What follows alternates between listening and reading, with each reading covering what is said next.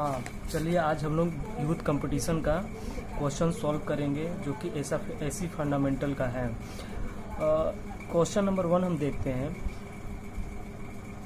To a highly inductive circuit a small capacitance is added in series, the angle between voltage and current will be, क्या होगा। तो यहाँ पे ये देखना है कि उच्च आगम परिपथ के लिए एक छोटी धारिता को श्रेणी में जोड़ा जाए तो वोल्टेज और धारा के बीच कोण क्या होगा, बढ़ेगा या घटेगा। तो इसमें हमको ये देखना है कि इसमें हमारा जो है करंट घटेगा, पर घटेगा तो क्यों घटेगा, ये सबसे बड़ी बात है। तो यहाँ पर देखने वाली बात यह है कि हम जैसे कि इस क्वेश्चन इसमें सॉल्व किया है, एक हम सर्किट लेते हैं। सर्किट में मेरा रेजिस्टेंस है और इंडक्टेंस है, और मतलब कि जैसे कि इसमें दोनों हम फेज को लेते हैं। तो इसमें क्या होता है कि जैसे कि हम जानते हैं कि जो वोल्टेज होता है वो हमारा इंडक्टिव सर्किट में लीड करता है, लीड कर रहा है। यहाँ पे हम देख रहे हैं कि हमारा वोल्टेज लीड कर रहा है, और हमारा जो कैपेसिटिव वोल्टेज है वो हमारा मतलब कि ये क्या कहते हैं लैग करेगा 90 डिग्री पर। तो इसका जो हम दोनों का वोल्टेज का और कैपेसिटिव वोल्टेज और इंडक्टिव वोल्टेज का जो हमारा रिजल्टेंट आएगा वो हमारा घट करके जो हमारा रिजल्टेंट बनेगा यहाँ पे बन जाएगा न्यू वोल्टेज जो होगा मेरा। तो इससे हमारा क्या पता चलता है कि जो हमारा पुराना जो वोल्टेज का रिजल्टेंट था इंडक्टिव सर्किट के लिए यहाँ पास था, जिसका हमारे ये थे मतलब इसका एंगल इन दोनों के बीच में हमारा करंट और वोल्टेज के बीच में जो मेरा वोल्टेज क्या कहते हैं एंगल ज़्यादा था। लेकिन जो हमारा इसमें एक लो मान का कैपेसिटी अगर जोड़ देते हैं जिससे हमारा वोल्टेज का मान क्या होगा, घट जाएगा। ठीक है, अब हम देखते हैं क्वेश्चन नंबर 2। क्वेश्चन नंबर 2 में देखते हैं कि RLC श्रेणी परिपथ के लिए डैम्पिंग रेशियो क्या है। तो डैम्पिंग रेशियो कुछ नहीं, इसमें कुछ ज़्यादा कुछ नहीं करना है। इसमें एक फार्मूला है, इसको अपन को रटना पड़ेगा। तो इसमें फार्मूला जो होगा हमारा R2, इसमें जो फार्मूला हमारा होगा R/2 इंटू होल C/L का मतलब √C/L हो जाएगा, या ऐसे भी हम लोग लिख सकते हैं। इसमें डैम्पिंग जो हमारा RLC सर्किट का RLC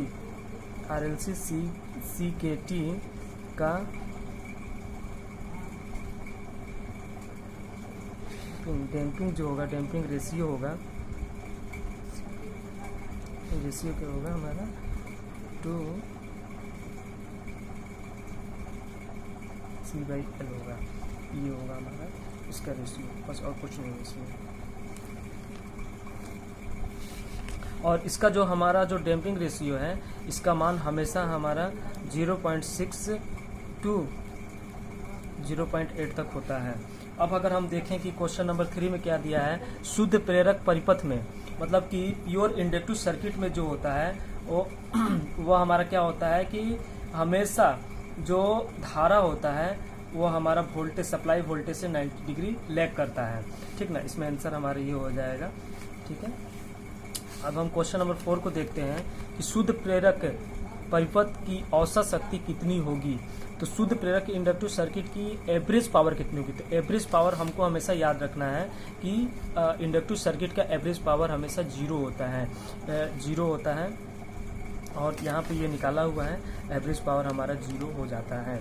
और अब हम क्वेश्चन नंबर 5 देखेंगे। क्वेश्चन नंबर 5 में क्या है कि नीचे दिए गए परिपथ में वोल्टेज फंक्शन ये दिया हुआ है sin ω t है, प्रतिरोध R में औसत शक्ति निकालिए। इसका एवरेज पावर निकालना है और हमको R में निकालना है। पीछे क्या था मेरा इंडक्टिव सर्किट में और एवरेज पावर था, लेकिन यहाँ पे ये क्या कहते हैं R का निकालना है। तो हम जानते हैं कि यहाँ पे हमारा दिया हुआ है कि VT = 150 sin ω t। ये जो होता है ये मेरा यह I max होता है, मैक्सिमम वैल्यू होता है। I max होता है, मैक्सिमम वैल्यू होता है। और हमको RMS वैल्यू हमका जो हम पावर एवरेज पावर जो निकालेंगे वो RMS वैल्यू पे हम निकालेंगे। तो RMS वैल्यू कितना हो जाएगा 150 √2 हो जाएगा, ये मेरा हो जाएगा VM हो जाएगा। सॉरी VRMS हो जाएगा, VRMS हो गया ये मेरा। और मेरा यहाँ पास मेरा क्या कहते हैं आर मेरा दिया हुआ है 25 ओम दिया हुआ है। तो यहाँ पे हम क्या करेंगे कि हमको वोल्टेज ये क्या कहते हैं हमको एवरेज पावर निकालना है। तो पावर निकालने के लिए हम क्या करेंगे V स्क्वायर बाई हम क्या करेंगे R कर देंगे। तो V मेरा क्या है 150 इंटू 150 बाई 2 और क्या कहते हैं R हमारा, तो R कितना है मेरा, R हम देख रहे हैं 25 है। तो ये हमारा 25 से ये कट जाएगा तो मेरा आ जाएगा 6 और ये कट जाएगा 75 आ जाएगा। तो टोटली मेरा कितना आ जाएगा 450 वाट, 450 आ जाएगा। डेट्स ऑल, ये क्वेश्चन हमारा दिया हुआ है। अब हम क्वेश्चन नंबर 6 देखते हैं कि अधिक वितरण धारिता वाली कुंडली में। तो इसमें कहने का मतलब ये है कि मेरा मैक्सिमम मतलब कि लार्ज डिस्ट्रीब्यूटेड कैपेसिटेंस के पास जो होता है वो हमारा हाई रेजोनेंट फ्रीक्वेंसी होती है, हाई रेजोनेंट फ्रीक्वेंसी होती है। ये यहाँ पे दिया हुआ है, जैसे कि यहाँ पे ये फॉर्मूला से हम समझ जाएंगे कि जो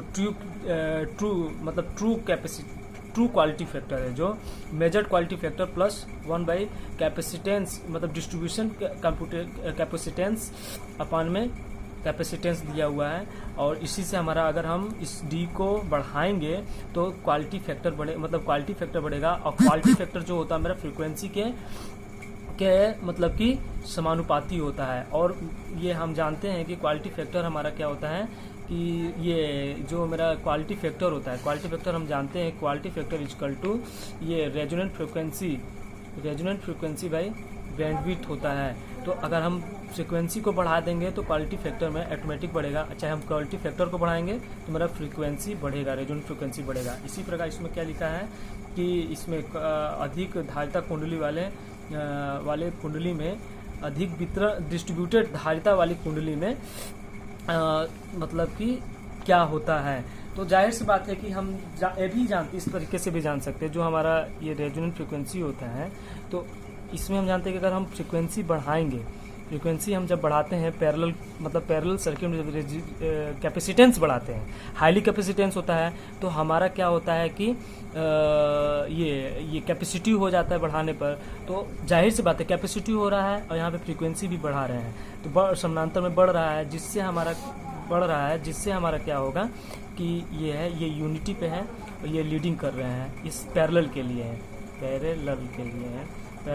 है।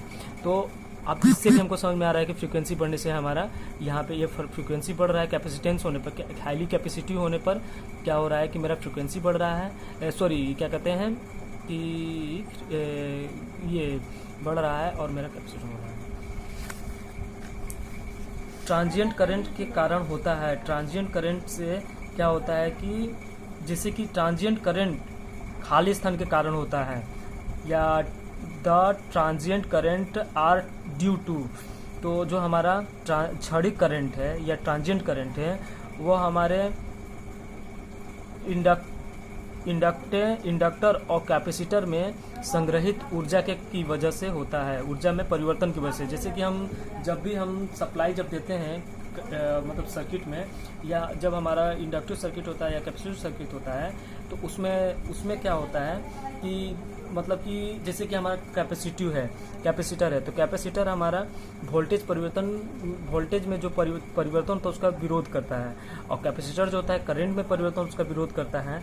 तो जो इसमें मतलब ऊर्जा संग्रहित होता है तो उसी के समय में उसी टाइम पे हमारा लीकेज रिएक्टेंस होता है, ट्रांजिएंट करंट होता है।